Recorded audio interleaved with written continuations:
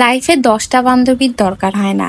একটা যদি ফ্রেন্ড থাকে তাও যদি মনের মতো তাহলে কথাই নেই। আবারও চলে আসলাম শর্ট একটি ব্লগ নিয়ে। এই ব্লগে কি কি করলাম, কোথায় গেলাম সবকিছু থাকবে, শেষ পর্যন্ত দেখবেন।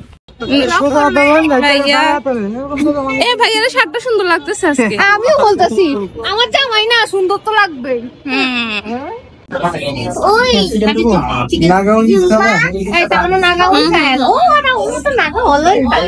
হ্যালো এভরিওয়ান, সবার কি অবস্থা? আমি চলে আসলাম আমার পেজ বেঙ্গলি কাপল থেকে। এখানে আমরা বসে আড্ডা দিচ্ছিলাম আর এখানে নতুন কাপল ওরা মিলে খুনসুটি করছিল, দুষ্টামি করছিল, এক একটা কথা বলে ফানি মোমেন্ট, ভাইয়ার মোস্ট সিক্রেট কথাবার্তাও এখানে চলছিল।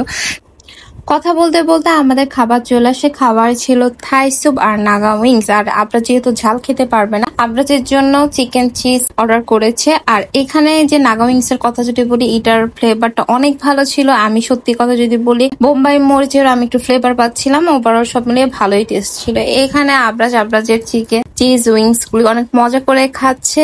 যাই হোক, এরপর ও দুষ্টামি আমরা সবাই মিলে দেখছিলাম, ও এনজয় করছিল, এটাই ভালো লাগছিল। এর মধ্যে আমরা জেমিমার সাথে একটু দুষ্টামি করছিলাম। খাওয়া দাওয়া শেষে আমরা চলে যাই চা খেতে। এখানে আমাদের আসলে বনশ্রীতে অনেক কিছু হয়েছে, দেখলাম যে বেস্টি এখানে রসগোল্লা চা পাওয়া যায় 50 টাকা করে। যেহেতু আমরা এটা প্রথমে খেয়াল করিনি তাই নেওয়া হয়নি, পরে আমরা খেয়াল করি। যাই হোক, যেহেতু আমরা নর্মাল টি অর্ডার করে ফেলেছি, এর মধ্যে আর নেওয়া হয়নি। আবরাজ তো জেম্মাকে পেলে আর কিছুই ওর মনে থাকে না, ওকে পেলে জেম্মা জেম্মা বলতেই থাকে আর ওর একটা ভালো সময় কাটে। ও সবসময় জেম্মা আর সায়রা সাফা এই দুইটা নাম ওর মনে হয় মুখস্থ। আই মিন দ্যাট তিনটা নাম, সায়রা, সাফা আমার মেয়ে অপরের মেয়ে, আর জেম্মা তো সবাই জানেন কে আমার বেস্ট। যাই হোক, আজকের জন্য শর্ট ব্লগ এ পর্যন্তই। সবাই ভালো থাকবেন, সুস্থ থাকবেন। আল্লাহ হাফিজ। যারা আমার ফেসবুক পেজ থেকে দেখছেন তারা ফলো করবেন, আর যারা ইউটিউব চ্যানেল থেকে দেখছেন তারা সাবস্ক্রাইব করবেন।